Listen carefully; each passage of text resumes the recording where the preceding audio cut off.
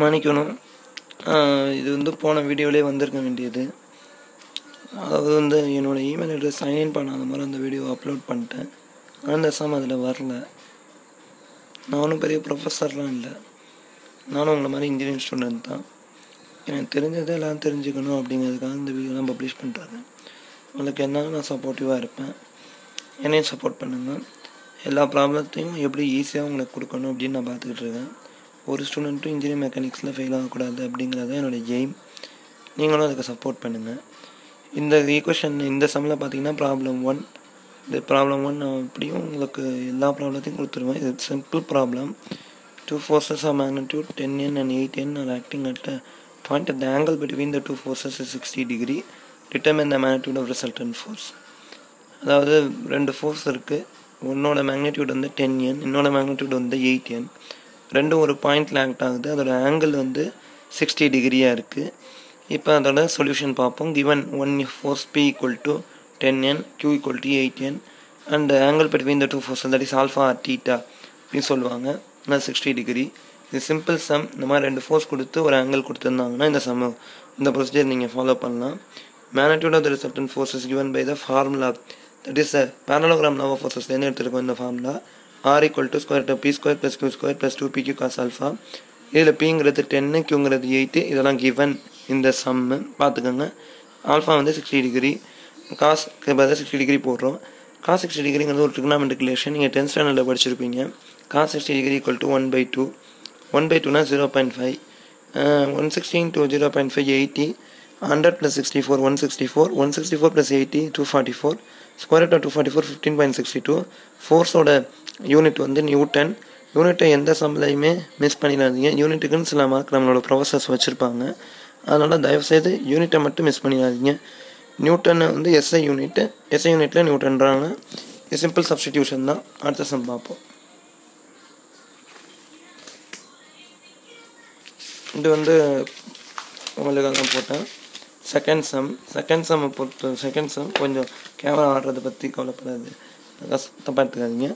2 equal forces are acting at a point with an angle of 60 degree between them. If the resultant force is equal to 20 into root 3n, find magnitude of each force. இந்த சம்மில் என்ன சொல்கிறாங்கன்னா, 2 force இருக்குது. 2 ஃபோர்ஸுக்கும் magnitude ஈக்குவலாக இருக்குது.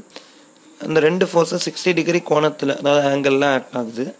அந்த 2 ஃபோர்ஸோட resultant force வந்து 20 into root 3n. Magnitude of the resultant force each force கேட்குறாங்க. அதில் என்ன கேட்டாங்கன்னா, ரிசல்டன்ட் கேட்டாங்க, 2 இண்டிவிஜுவல் ஃபோர்ஸ் கொடுத்துருந்தாங்க. ரிசல்டன் கொடுத்துருக்காங்க, 2 இண்டிவிஜுவல் ஃபோர்ஸ் கொடுத்துருக்காங்க. சம் எப்படியாவது புரிஞ்சுக்க பாருங்கள். நீங்கள் தமிழ் மீடியம் ஸ்டூடெண்ட்டாக இருந்தால் எப்படியாவது சம்மை 2 தடவை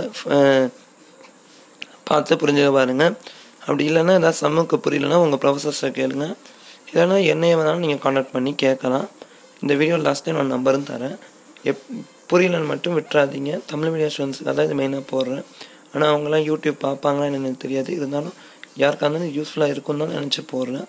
உங்களோட குறை நிறைகளை நீங்கள் சொல்லலாம். அப்புறமா given angle between the force அப்படிங்கிறது alpha equal to 60 degree. Resultant கொடுத்துருக்காங்க R equal to 20 into root 3. Forces வந்து ஈக்குவலாக இருக்குது. இதனால் நம்ம செகண்ட் கேஸில் parallelogram law of forcesல செகண்ட் கேஸில் நமக்கு resultant force R equal to 2P cos alpha by 2ன்னு ஒரு ஃபார்முலா இருக்குது. அந்த ஃபார்முலாவை யூஸ் பண்ணி நம்ம இந்த சம் போடலாம்.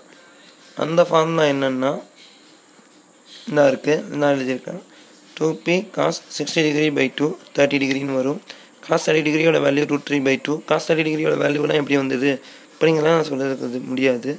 நீங்கள் அந்த ஃபார்முலாவை மனப்பாடம் பண்ணிக்கோங்க, ஈஸியாக இருக்கும். 2 get cancel, P into root 3/2. அப்போ 20 into root 3 இங்கே பக்கம் இருக்குது. root 3 get cancel, P equal to 20ன்னு வந்துடும். 20 இந்த மாதிரி தான். எப்படி 2 ஃபோர்ஸ் கொடுத்து ரிசல்டன் கேட்டாங்கன்னா அதுக்கான ப்ராப்ளத்தையும், இண்டிவிஜுவல் ஃபோர்ஸ் கொடுத்தாங்கன்னா அதுக்கான ப்ராப்ளத்தையும் அதை கொடுத்துருக்கேன். இந்த சமயம் போட்டு பாருங்கள், வேணால் எழுதி வச்சுக்கோங்க. இன்னொரு தடவை வீடியோவை போட்டு பார்த்து ஃபுல்லாக எழுதி வச்சுக்கோங்க. இந்த சம் வந்து கேட்க வாய்ப்பு இல்லை. இது ஃபண்டமெண்டல். இதை தெரிஞ்சுட்டா தான் அடுத்த சம் போக முடியும். கவலைப்படாதீங்க.